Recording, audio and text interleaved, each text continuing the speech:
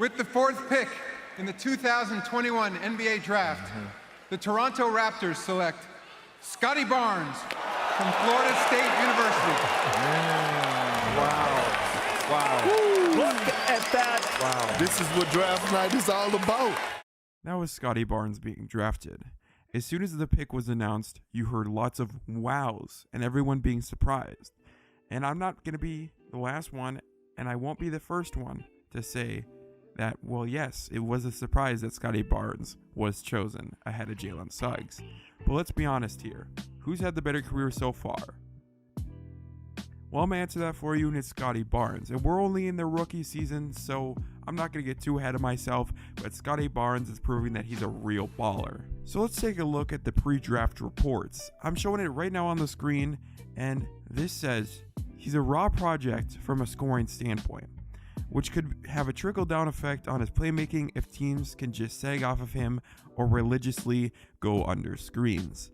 And, well, to say the least, he's been a lot better scoring than we all expected, averaging about 15.6 points per game and being honestly a top 3 Rookie of the Year contender this year, which is something personally, prior to the draft, I did not believe that he would be in this conversation. Currently, he's out with health and safety protocols, but as soon as he comes back, this man is the real deal. As I said, averaging 15.6 points per game, averaging 3.5 assists, 1.1 steals, 1 block, and only almost 2 turnovers. Now, hear me out. Scottie Barnes has been the most complete player, and I feel like, depending on who you asked prior to the draft, some thought he was going to be the most complete player.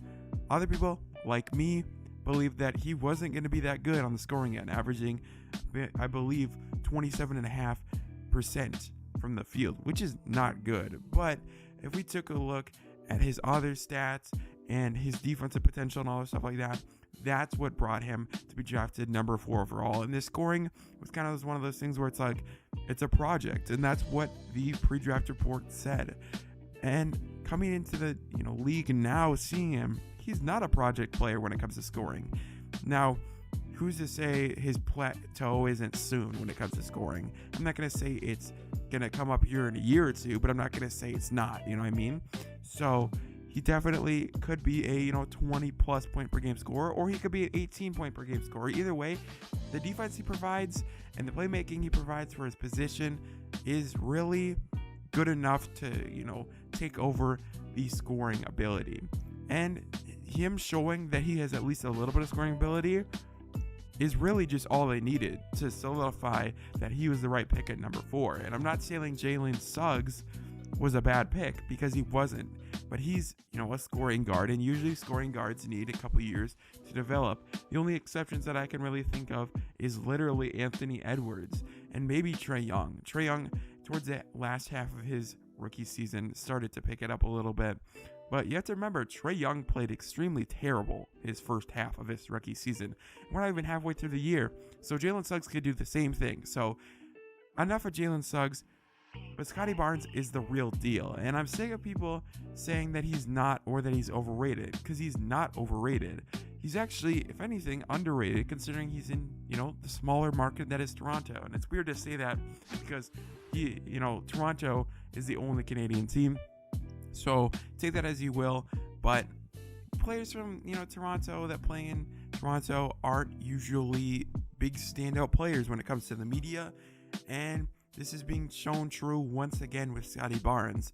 Obviously, we hear articles here and there, or people talk about him on the TV here and there, but let's be honest here. Who do you hear the most?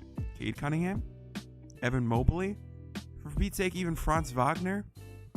Yeah. You don't hear Scottie Barnes come up in that conversation as much as you probably should. And I'm not discrediting any of those players. Cade Cunningham was chosen number 1 for a reason. Evan Mobley's playing out of his mind. I made a video previous to him. And also Franz Wagner, he's playing ridiculous right now. And I'm going to make a video on him very, very soon. So let's talk about this right now. Is Scottie Barnes the future of Toronto? Well, the answer to that is maybe. I mean, I can't tell you certainly right now if he is the best player in this draft. He probably isn't. And I'm not going to say right now that he's the savior of this franchise and he's going to lead them to multiple NBA championships, because we don't know. And right now, he looks like a very good player and a future all-star. But as I said, his plateau could be very soon. And that's why people didn't want to draft him with the number 1, 2, or 3 pick. And when you look at draft boards, the people that go number 1 are usually the people with the most talent and the highest ceiling.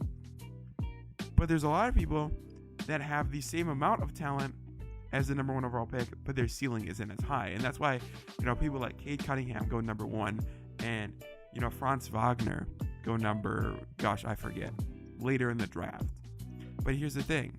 Obviously, with that example, draft scouts are not always correct, because Franz Wagner, he's playing out of his mind. And his potential right now seems really limitless. And obviously, depending on how you view of all the other draft picks in the draft, you could say that Scottie Barnes is the best pick. And it depends on who you ask, obviously. I think if you ask a lot of Raptors fans, they'll say that he's the best pick in the steal of the draft. I disagree, but that's beyond the point.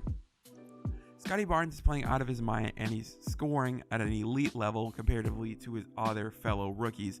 And I'm super, super excited to see what Scottie Barnes can do in the near future. And as I said, in their pre-draft, and when he was selected, and when it was announced that he was drafted, everybody was shocked. And that wasn't something that was like, okay, a couple people were kind of shocked. No, I was shocked, and majority of people were shocked if you guys didn't pay attention to that draft. And Scottie Barnes is proving why he was drafted that high. Well, here comes the Toronto Raptors with getting another young stud. Hopefully Fred VanVleet, maybe they'll trade him for a younger asset or a pick or something along those lines. Along with Pascal Siakam, I think that they just don't fit what they're trying to do, and Scottie Barnes does.